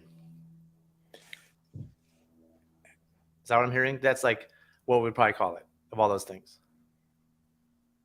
Is this your goal, is to go through each of these now? I think that's yeah. Okay. Before you do that, can I just throw something out there? Yeah. If I was teaching you how to row, I would be emphasizing only the left-hand column. Yeah. And anything over in that right-hand column for someone who's learning to row, I think is something went wrong. I think if your bow starts to get upstream of your stern, that's okay. That'd be good. Yeah, That's got to be an intentional thing, not just something that we're going to live with. I mean, we're seeing this the most common stuff. Like from the thing, that's the most common things we're doing boating, or is the left common, is the left side. So it seemed to be the most important. Yes. Steve, when you go back to teaching, would you teach people to pull at the downstream angle into an eddy? Not until they were really, really good at pulling into an eddy with an upstream. What does a downstream angle mean? Downstream ferry, bow upstream. Got it. Downstream angle, got it. Because that's a little. When you guys say downstream angle, upstream angle, I still get confused by that. Okay, so we're on the first one. If you're drifting, didn't you go to Davis? Where did you learn to row, Zach? Dan Martin. Like on he just took you out and I don't know if I ever told this story, but I never learned to row officially. But but Dick hired me for the Tuolumne, and I told him I knew how to row. And so for spring break, Dan and my friend Michelle and Jeremy. After you had the job? I got the job on the Tuolumne. I told Dick I knew how to row. I went to Costa Rica, went kayaking for like 6 weeks, got back, and I got to learn how to row. Dan, let's do a trip. And then we were headed to the Illinois, and that was the year it was like it flash flooded and people died. And we saw the flash flood coming from the graphs. So we're like, let's go to the Gates of Lodore instead. And the only thing Dan taught me was watch her downstream more. That's all he would say, watch her downstream more, the whole 5 days. Did you guys load everything into like a little Toyota Corolla? Yeah. I have a photo here somewhere. We had like, and Dan's, we took 2 cars because we put everything like kayaks for 4 people in a Corolla, like stuff on the back of it. And it was low riding. We had to drive to Utah. So we also took Dan's like sports car. So we had a 2-seater sports car and then like a Honda Corolla with all the gear. It was an epic trip. And I'd only ever kayaked and paddleboated before that. And then my next time rowing was the Tuolumne at 2000 on an AB. Okay. So I'm not classically trained by Davis. Davis didn't really teach me much. Okay. So let's go back. For if you're drifting with your bow downstream, are we going to call that, hey, I want you to wait, drift, and maybe track? Or do we want to give that a term? What's like if I just want you to hang out with your bow downstream, do we need a term for that? I think just floating. If you say, "I'll just float along," because most of the time people would just be floating. You know what I mean? They'd be floating. So you're just floating. We'll just say that's floating. I'm cool with that. It doesn't even need a name, but whatever. It's floating. We're just floating a lot. Cool. And then if I want to pull on the oars with my downstream, my bad downstream, I would say I want you to upstream ferry. And if I say upstream ferry, you'll know to pull on the oars with your bow downstream. That's why I'd rather have it say pull an upstream ferry. Okay, so I'm going to say I want you to pull an upstream ferry. So when I want you to, I'm like, hey, can you pull an upstream ferry? And you'll know what that means. No, I don't. I would say I want you to pull with an upstream ferry angle, but we're okay. Pull. That's what I would say with an upstream ferry angle. Hey, when you do this rapid, can you pull with an upstream ferry angle? What I would say first is get an upstream ferry angle. Got it. Then pull. Okay, so those are 2 separate get steps. An upstream ferry angle and just pull, not pull. Get an upstream ferry angle and pull. Okay, get an upstream ferry angle. Steve, doesn't with your upstream ferry angle mean have your nose pointed upstream? Yeah. Do we need to be clear about where your bow is pointed to? Get an upstream ferry angle. Wait, get an upstream ferry angle with your bow. A downstream ferry angle. I would have told you yesterday. Don't you remember? I told you when I say upstream ferry angle, I mean your bow is downstream. Actually, for me, whenever I tell you something, I want your bow to be downstream. I shouldn't even have to tell you that part. But wait, so hold on. That's an important thing. So you should. What you're saying is, when I tell you something, I should assume your bow is downstream. An upstream ferry angle means your bow is downstream. If you would rather, I just said get your bow downstream and pull. Get an angle with your bow downstream and pull. That's fine. I can adjust the way I say it.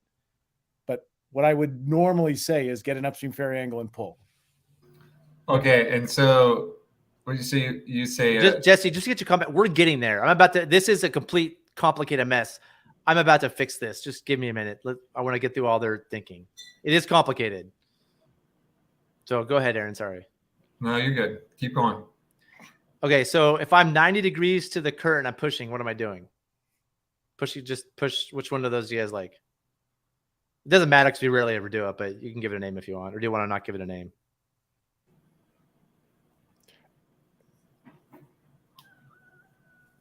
No, it's not the same. It's like when you're perpendicular to the current, you just get perpendicular and you can move forward or back. You can pull or push.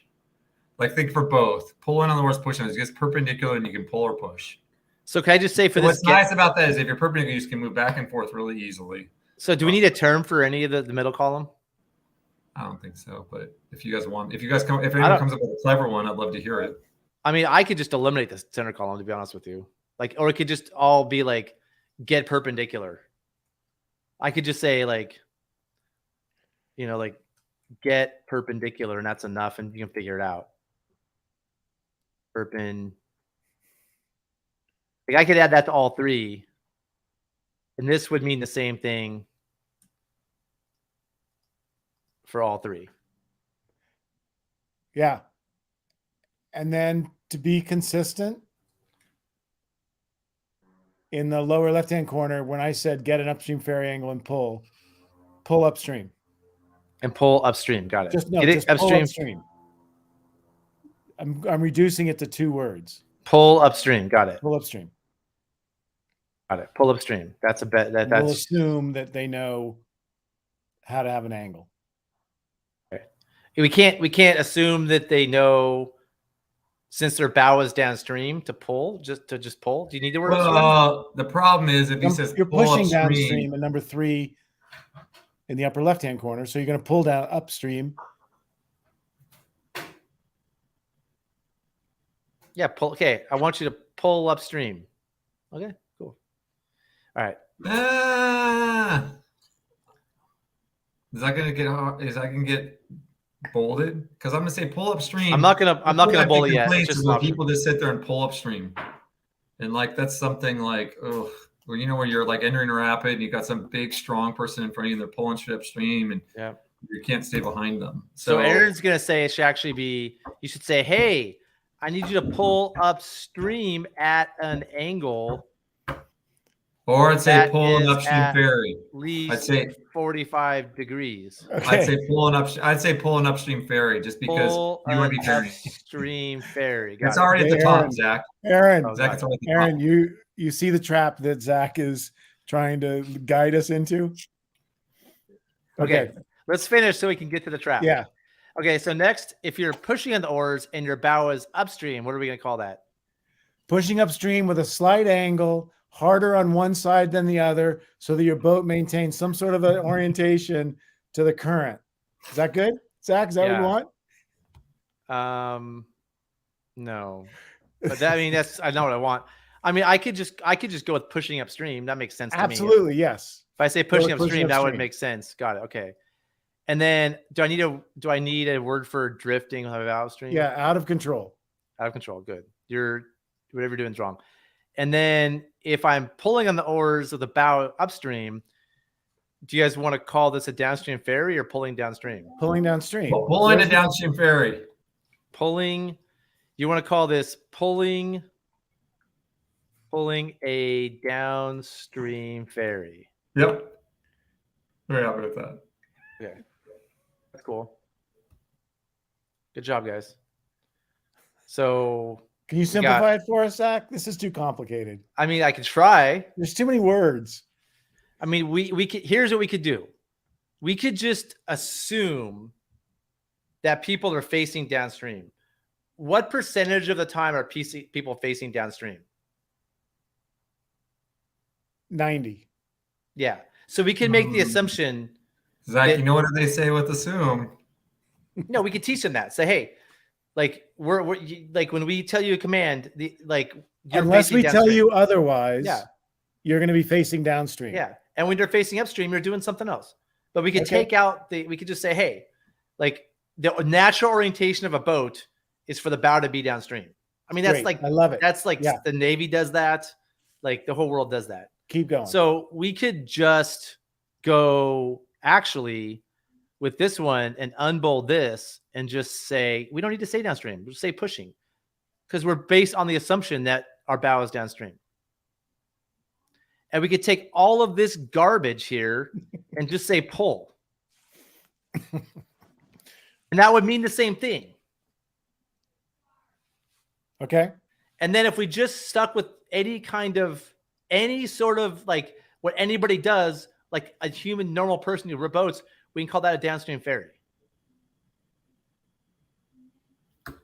So we can basically simplify all this by getting rid of all these things that are useless and wrong. So Zach, what are you calling the upper right one? Pushing upstream. I don't even need a word for it, but whatever. So you're pushing upstream there, and then you're just pushing. That's not going to be confusing. Because the assumption is that It's downstream. What happens when you're pushing perpendicular? What do you use for that? I've asked you that. Get perpendicular. You said that get perpendicular worked. Push perpendicular. Okay, cool. Push perpendicular. I don't care.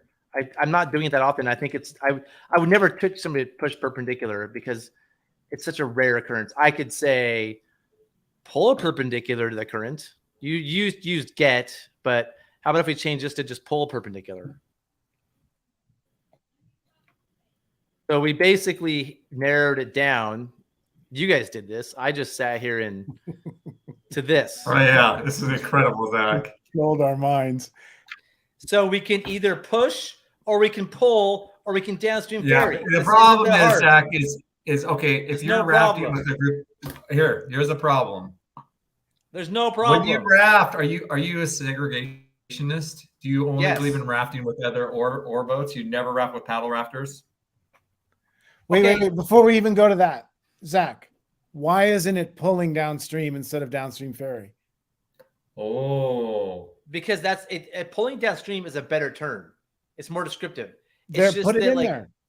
Then there's consistency through this whole thing. It's beautiful. It's elegant. Put it in there as the answer and stop using downstream ferry. We're going to get rid of downstream ferry. We can't. We're not going to do that. You can put it in parentheses below that.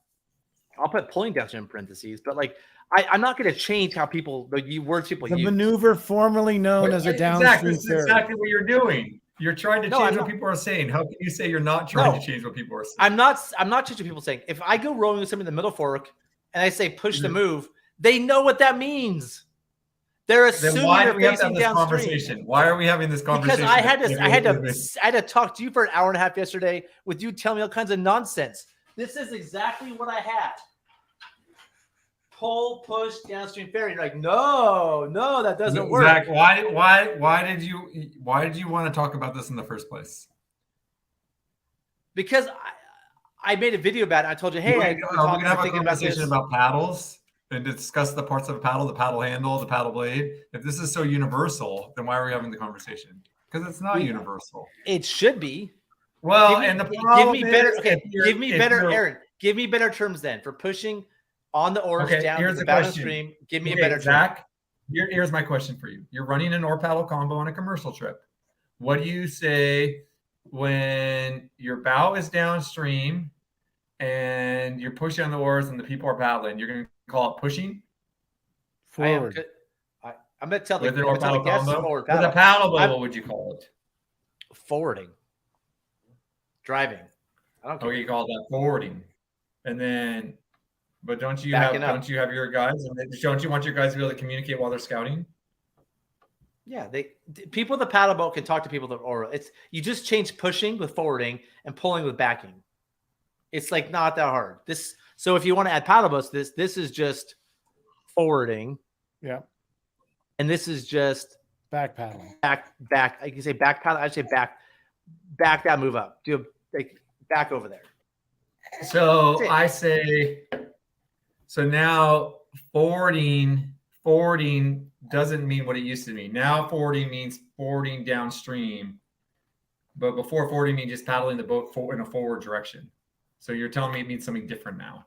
I am working on the assumption. When I teach people to pull, I give you two things. When I say, what I'm developing. This is how you pull with your raft. This is how you put your oars in and you pull. This is a technique. But when we also use this exact same term, it's going to be confusing to also mean this other thing.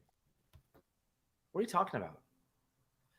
We're gonna work on a basic assumption. Zach, a basic assumption. Back up for a second. When you're teaching someone to row and they're sitting on a lake, what are the strokes you're teaching them? Forward and backstrokes. You're teaching them to for rowing. You're teaching them to pull and to push, right? That's it. Okay. Sure. Yeah, that's what you're teaching is to pull and to push. So you're using those same terms to mean two different things.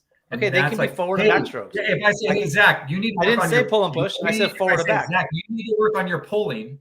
What does that mean? Does that mean you need to work on your physical technique, or do you need to work on your angle downstream ferry? Eric, there's context. There's context involved. Like if we're scouting rapid and I say you need to work on your pushing, you know what that means. If we're at home and I'm like, hey, you had a rough day today, you need to work on your pushing, you know what that means. There's context. what this is, Aaron, is this is just like it's shortcuts for knowing what I'm saying. And so I have to say, hey, I need you to push downstream on this angle with this. I'm just gonna say just push. People, when I say push, most of the community should know what I mean. Okay, then what? I don't understand why we're going through all this if this is what you do and it works. Because you're having problems with it, other people aren't using it. What are other people using that's causing you problems and frustration that you want to talk about this? I'd say 80% of the people use these terms. There's 20% that this is news to them. Zach, do you agree that in this terminology proposal that you're making, the downstream ferry just does not fit the pattern? It doesn't fit the pattern. Why wouldn't you use pulling downstream just so that it fits the pattern? Why are you clinging to this thing, this historical, sentimental? Or why don't we switch to pulling upstream ferry for the lower left-hand corner? Yeah. Because I'm a sucker for historical. Like how for the way things have been done. Then let's, rather than say pull, isn't that an upstream ferry? It seems kind of a good point. Isn't that an upstream ferry in the lower left then? Upstream ferry, lower left. Yeah, you could say upstream ferry. You could say that, or you could just say pull. Well, isn't that if we're going to use downstream ferry, we probably should use. So here's the thing: I'm not looking for the correct terminology. I'm looking for shorthand that most people understand. But then, why are you using downstream ferry then? Because one thing that's adding to the confusion. Yeah, you have to forget that you have to agree it's not actually a correct description of what's happening. It's just the terminology people use. I don't want to change the terminology. I just want to find agreement on some set of terminology so we can all be on somewhat the same page. If you want to be on this page, I'll be on this page with you. Thank you. Why don't you call pulling upstream slowing down? So pulling upstream,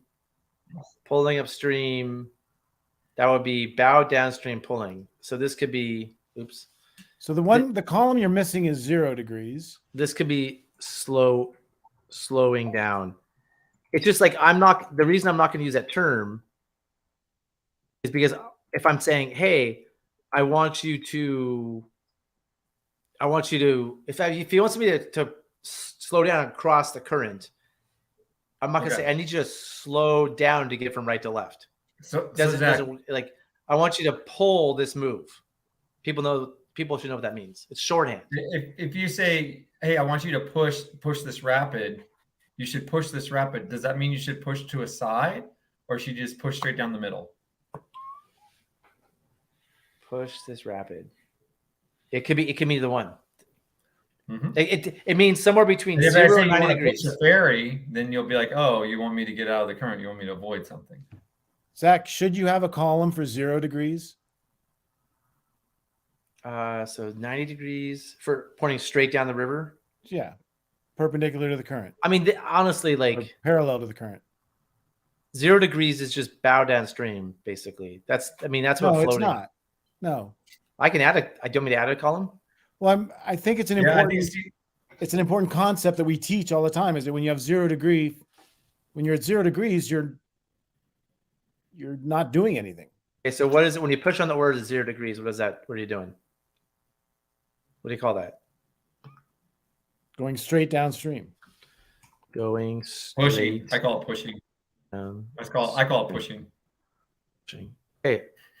Okay. Pushing. Yeah. Pushing straight downstream. Okay. So it's the same as bow downstream, but whatever.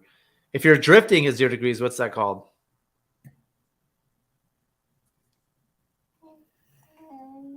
Okay. It's the same as cool. It's still floating, right? Yeah, floating. If you're pulling at 0 degrees, out of control. If you're drifting at 0 degrees, you're almost out of control. Okay, out of control. What if you're pulling on the oars at 0 degrees? What's that called? Slowing down. Slowing down. Slowing down. You could almost call this. So Zach, if you call this speeding up. Speeding up, sure. Yeah, go there. You go. I love it. Get rid of those other ones. Sorry, go ahead. Getting some momentum. I mean, anytime you're pushing downstream, you're getting a mow. But I think if Zach, if you just say push, I don't like it much. But if you say, hey, you're pushing left or you're pushing right, that makes sense. Yeah. More sense to me. You're pushing left, you're pushing right. That's how you use it, right? Push to the break those laterals by pushing left. Okay, how would you say if you're the downstream ferry? What would you say then? Break those laterals to the downstream ferry. Going which way? How would you say it? Like, you got to tell them which way you're going. Break the laterals on the right with the downstream ferries. Break the laterals on the left. Couldn't you just say pull left with the downstream ferry? Pull left. Yeah, I'd say that too. Pull left with the downstream ferry. Same thing. Okay. I mean, the terms push, pull, and downstream ferry are just I said pull left with the downstream ferry. Pull. I wouldn't say that. Pull left with the downstream ferry. Yeah. Pull, yeah, that would mean downstream ferry versus push. I mean, saying pull the downstream ferry is just duplicative. You could say that. You could I would just say, like, use a downstream ferry to break those laterals on the right. Like, see those laterals on the right? Pull a downstream ferry to break the laterals on the right. Well, this is pull a downstream ferry left is way shorter. Pull a downstream ferry left. Boom, done. That's way shorter. Yeah, but it doesn't tell you where. No point to make it shorter. It is, but it doesn't tell you the feature. Why are you pulling downstream left? I can just say, yeah, pull a downstream ferry left. But they don't know where to start the downstream ferry, why they're doing the downstream ferry. So I'm gonna have to say what you're trying to break through. I don't know, but yeah, you could say pull it down. If I was talking to you, I'd say, yeah, I'm gonna do a downstream ferry on the right. You would know what I mean. But if I'm talking to somebody new, I'm saying, hey, do you see those laterals down there? Use a downstream ferry to break through those laterals. But the maneuver is a downstream ferry. All I care about here is that, like, we have shorthand for pushing on the oars when the oars are down, when the bows downstream is pushing, pulling on the oars when the bows downstream is pulling, and then when the bows downstream are pulling, that's downstream ferry. Or I can call it pulling downstream. It's gonna take me a while to reconfigure how I talk, and people won't know what I mean because they are so. No, I think I'm giving you a hard time, but I think the downstream ferry is fine. I do too. I can make it work. Can I just say that the box that you're in right now, 0 degrees speeding up? Mm-hmm. I think we spend a lot of time there. At 0 degrees? Oh, we do. Oh, so those colors. So yeah, that's probably red, right? Yeah. I mean, time wise. Drifting at 0 degrees, I probably say we spent a lot of time there too. And pulling to slow down, probably not much, right? You disagree with that? Yeah. So I would, if we need to make time, I'd say speed up. And that would mean get in the current and push. Yeah. Or if they're in a, yeah. If hey, slow down, that would mean pull against straight back upstream. I wouldn't say drift at 0 degrees, just like do nothing. That's not even floating out of control. That's just like do absolutely nothing. You guys want to get the comments? Matt wants to discuss. I mean, you're a creature crafter, Matt. You guys have your own language. We're not doing that. Jesse, did we simplify it? In my mind, there's only 3 squares here that really matter. Push, pull, downstream ferry. Everything else is self-explanatory. Everything else is what? Pretty self-explanatory. Like I just want, like, for the most commonly done things, I just want some language. Push, pull, downstream ferry. So I think this is simpler. Oh, do a Facebook survey. I'm good. I'm good. Yeah, thanks, Logan. This is what we do. We argue. Slow down. Can we define the equivalent for what's a WNW? A 13-foot boat versus, do you guys know what this is? West, northwest versus northwest? I don't know. Oh, this is not clickbait. This is not clickbait. This is so. I think this is the opposite. I think this is put people to sleep bait. Yeah, okay. This is hopefully, well, we probably don't have any viewers of this, but just Matt and Paul. Paul, acceleration would be. I think Paul meant pushing downstream of 0 degrees. How do I get rid of this little thing? Here. Anyway, so you guys ready to be done with this one? Oh yeah. All right, I'm gonna turn this off. How do I get out of this? I'm sure you want to save that though before you. It's saved. Close. Good. I mean, it's to me, even if it's saved, I feel like we have like some common language. I think you have to make it clear that you're going to assume that the bow is downstream as your initial starting point. As the language. I mean, but we spend most of our time in that like that's how we're meant to boat, right? Bow downstream. So anything but bow downstream, it changes the whole thing. See, that's not. I don't. That's my struggle with it. Is like you're saying, oh, well, it's normal to push downstream, and like, it's normal. I try not to push downstream very much. I put, you know, when I push downstream when I'm in flat water. Otherwise, or there's huge waves. Otherwise, I'm not pushing downstream. Why am I going to push downstream? The river's taking me downstream. Why waste my energy? It's normal to face downstream. That's what I'm saying. That's our default position. Okay. Yeah, Except for Aaron, normal for you is being perpendicular to the current. Aaron, you push downstream a lot more than you think you do. Oh, I know I push downstream a lot more than I want even to. Not just to get downstream, like in rapids. You push the entrance to every rapid you row. You're pushing as you enter a rapid. You're pushing to drop into a V. You're pushing to adjust your angle to be a little bit to the left, a little bit to the right. You wouldn't even get into the first rapid on the Tuolumne without pushing downstream. Well, you don't just drift into the. No, you don't just drift. But the Tuolumne. The problem is that the rocks are so close together you can't be sideways because it's so narrow.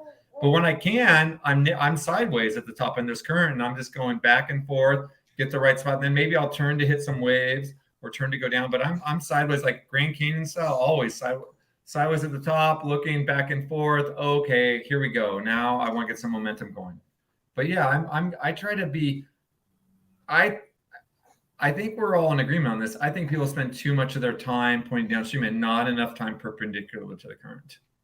And I think if more rafters spend more of their time perpendicular current, they would be having better lines. Assuming it's not shallow. Assuming you're not rowing, and assuming it's not shallow water. Assuming you're not catching your downstream more. How often, when you're teaching people, you're saying, "Hey, you need more angle," and by more angle, we're typically getting more perpendicular to the current. Is what we typically mean when we say get more angle. You rarely say get less angle. This is a Peter Fox thing too. Peter Fox is a big fan of being 90 degrees, like just pulling or maybe pushing back and forth along the river. I think Peter and Aaron probably both similar. I'm not saying the lazy person's rowing. But Aaron, here's another thing that you have to remember, that for you to get from perpendicular to the perfect angle that you want to be when you hit a wave is much easier than for a beginner to make that same move. You need less time to do it. You can be more comfortable waiting for the last possible second because you know exactly what it's going to take to hit that thing, to square up to something. Whereas other people are like, I don't really like being 90 degrees because it's going to take me longer to get. I agree with that, Steve. But I'm also going to say this. Those people that have a hard time bringing the boat around also have a hard time getting from one side of the river to the other. And if they're perpendicular current, they'd have more time. So they have more time to turn. So I agree with you. And I think that's the fear. And that's why people don't get more sideways. Totally. Yeah. I mean, totally. Yeah. I think I'm hesitant to get 90 to teach that, I think I do what you do a lot, Aaron. I'm 90 degrees quite a bit, but I'm having to hammer people on downstream or so much. And I'm like, hey, when you're 90 degrees to the current, you cannot use your downstream oar. You can't. And they're like, well, what do I do? I'm like, you use your upstream oar. And then I watch them and they can't. It just doesn't register that they can't use their downstream oar. So I'm I'm usually talking people out of being 90 degrees of current. Aaron, do you worry about your downstream ore in the Grand Canyon? No, never. Yeah, that's a big other places too. Like you use it, and you've got to read the river and back. I can put my ore in here. I can't here. Here I can get a couple good strokes. But you're not going to hit the bottom. of the river. You make sure not to have the ore point at you.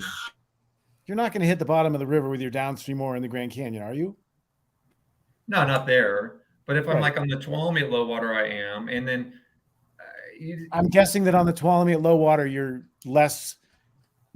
spend less time at 90 degrees and more time closer to 45 degrees in those same V's and positions relative to the rapid. Yeah, rolling gearbox. I have my oars out in front, and I'm pushing with straight oars. So you can be perpendicular to the current. If you have your oars way out in front, they're not actually they're kind of at a back angle behind you, so they're not pointing straight downstream because you're not leaning back here, digging them in and pushing past the center point. I'm rowing behind the center point in general. Yeah. But I think those things, Aaron, are like pretty advanced. Like the average class 2 to 4 boater can't do those advanced techniques with the oar to avoid rocks downstream. Like you're doing some like really careful things with your oar that won't hit a downstream rock, but that's because you can from experience. When you're teaching somebody, they can't, like, it takes a long time to where they can do those like things you're talking about. I would say that's like class 5 level skills. And so I agree with you, the reading it, but I think that keeping your arms out in front and doing those strokes with the blades behind you more, people can do. It works. That one's not that hard to teach, actually. It works, but it works better if you're on a slant board than if you're on a seat. And most people are on seats. Most people are on seats on top of boxes. What about an Avon versus a wing? Which is better? The wing, because you don't have to do any paddling because it slides over all the rocks. For me, and this is just what I'm teaching, I see people use downstream oars when they have no business doing it. And so I have to just be like, you just don't get to use it. Like, don't even think about it. Don't use it. It is off limits to you. Right. Knowing that if I was rowing, I could do little taps and I could have my oars at angles and do some things. So I'm not going to teach that until way, way, way later. I'm going to say no downstream oar. You just don't get it until you're like, way more advanced. But Zach, the other thing I think is there's a big difference is you're teaching from the perspective of people who are rowing a few times a year. I'm teaching from the perspective of you want to be a guide, which means you're going to get 50, 60 days on the river this summer. So I can talk about these things because by the end of the summer, you should be incorporating these skills into a lot of what you're doing. So I think it's like you're definitely talking like coming from two different angles. And I think I would do the same. That's the first thing I say. Watch your downstream oar. Don't have your oars pointing at your body. Ship your oars early. That's like my introduction run. We don't even talk about strokes. Just like, hey, be very careful with your downstream oar. Don't have it point your body. Let's see how you ship your oars. Okay, now go play with them a little bit. Because you don't want to get hurt by them. So I agree with what you're doing, and I think it makes sense. I'm not trying to argue that approach at all. I'm just saying it's pretty. Like if we're talking about what you're saying is pretty advanced, depending on the conditions. You're breaking up, Aaron. Yeah, I'd say like right here, Sean saying, if there's waves, I'm not as stressed about actual waves. I'm not super stressed about my downstream oar, but there's not always waves. Like a lot of times it's shallow rocks or it's a rock. But like the other day we went boating on the Hood, which is like it's like class 3+ for a lot of people. It was challenging to them. And I go, you're gonna be fine as long as you don't get hurt by your oar. Like the most dangerous thing I hear is your oar. So like we'll take care of you. You'll get down the river, but if you're sideways, you can't use your oar. Because I feel like I think that needs to be a habit ingrained in people early before they start doing advanced stuff. I agree with you, but I think Michael also has a point. Like on the Rogue, a lot of places you don't have to worry about your downstream oar that much.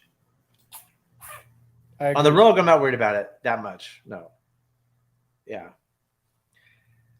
On your class 4 schools in Hood River, they're all crazy shallow rivers, and I'm not getting perpendicular. I mean, it depends on the river we're doing and the level at the time, but a lot of the time we're training for low water middle fork.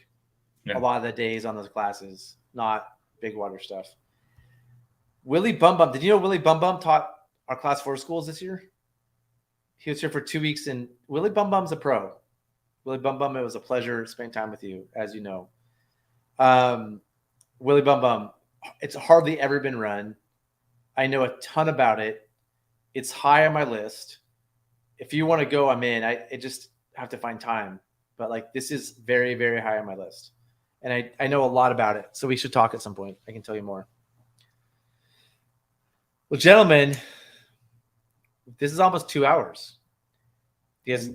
And we solved that vocabulary problem. Did we solve it? Do you feel pretty good about it, Steve? I'm getting flashbacks. Can we get that off the screen, please? That's painful to look at now. I'll tell you the thing we'll have to discuss on the next show. And so next week, by the way, we'll have a Wednesday Q&A show because I'm working most of next week. Wednesday at 10 a.m. Q&A show. No Friday show next week. But I should be free after next week to do Friday shows, just as a general thing. I'll be with you next Friday. Yep. Maybe we can figure something out to do Friday night. Maybe we can air not like after we're done with. Actually, I'm driving to Illinois Friday night. If the Illinois is in, I'm driving to Illinois Friday night. If it comes in, the mouth here is flooding. It was flooding last week. Really bum. But we can do it lower with this touch base. The other discussion we have a whole episode about is tracking. What about tracking? Somebody needs to define it, because everybody I've talked to, and literally everybody I've talked to, has given me a different definition of tracking.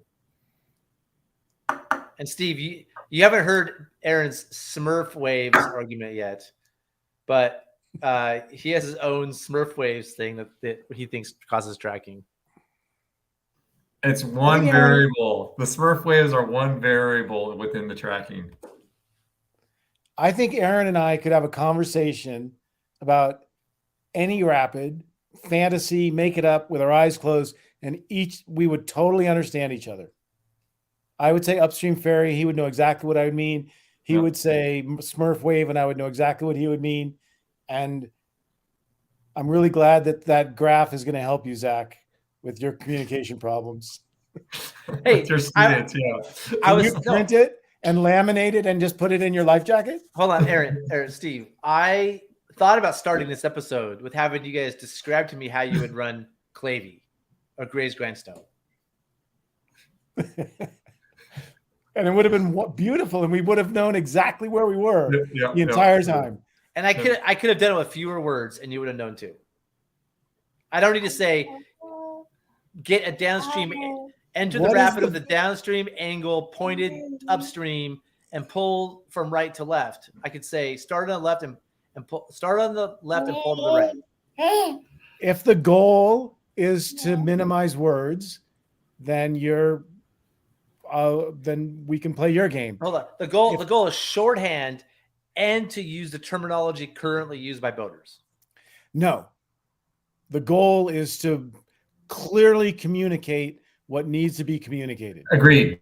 And I think this is the difference. Zach, this is like Zach wanting to get on the trip so he gets in the truck to go. He's like, I just want to get this information across as quick as possible. Yes. And actually, Zach, this was my big thing with you. And I'm fine with those words, but it's like, particularly as a teacher, you want to use a few more words just to make it clear they're understanding what you're doing. I feel like, hey, you're pulling with the downstream angle, and like because you're pointing downstream, versus just say, downstream ferry. Like, particularly it's like the vernac, and this is what Zach and Steve, I totally agree. This is one of my problems with certain people who are teaching stuff when they use too much jargon.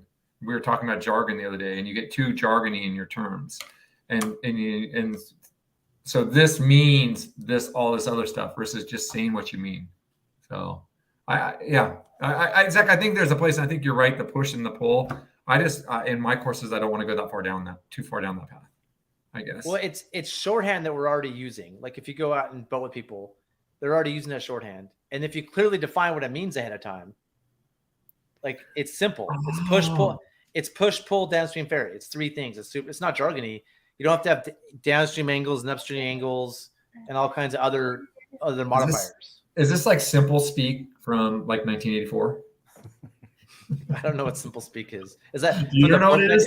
No. You get the reference? You gotta reread my day for. Basically, they just cut down the language to the bare minimum, so you can't communicate detail and you can't communicate all these subtleties.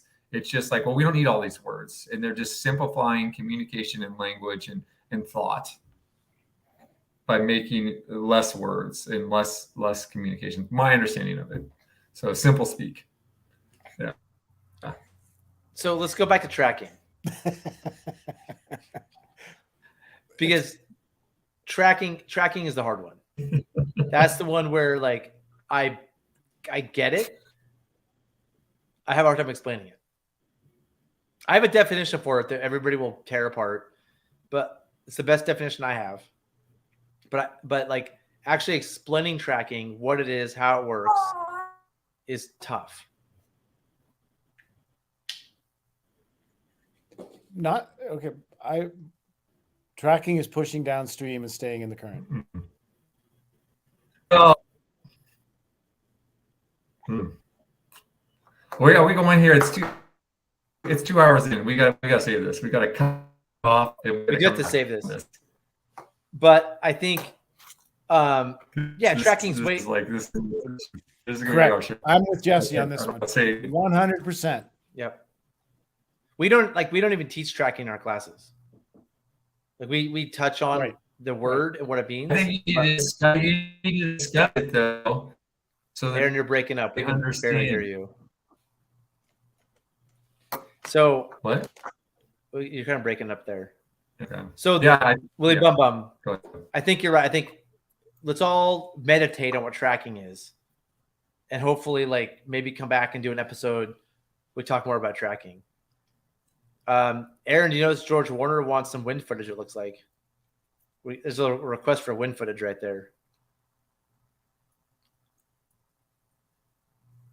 Here we go. Tracking is using the angle of the boat to help direct where the boat will naturally want to go without paddling. Tracking is using the angle of the boat to help direct where the boat will naturally want to go without. So that's your definition, Zach. It's really close to mine. Yeah. Yeah. Yeah. Thomas, that's a pretty good definition. We got to cut it. And you're breaking up. All right, Steve, let's just finish up. I'm going to mute Aaron. Freezing. Yeah, I'm going to mute him because his internet's done. I'm mute. Yeah, we'll close this one down. You want me to do Aaron's closing for him? Yeah, do Aaron's closing. All right, thank you for joining Really? us. I don't get to do my own closing? Don't forget to like us down below. Click on like box. Become a member if you can. We really appreciate all your support. Keep those questions coming. We're doing a live show next Wednesday. Question and answer show next Wednesday. And we'll get back to you on the next Friday show. Oh, hey, Steve, I have one more thing to ask you. And there'll be some throwback footage. Oh, we'll go live next week when you're here. And you'll see. I'm not sure you're going to want that, Zach. Just I don't think you understand how not worried I am. Like, I'm like not even kind of sweating. Steve, Zach, you realize he's probably been practicing for the last 2 months, like every day. He doesn't have a job. He doesn't have other stuff. Hold on. Every day. That's kind of messed up. Steve has a job. I am going to be practicing for the next 2 days for sure. You can practice. Honestly, practice as much as you want. Come early. Come on Wednesday. Our course. We have a throwback course here. Awesome. You can practice on the course. You can get a feel for the course. Oh, you should bring cleats if you want cleats because it's a grass course. Of course. Like get ready.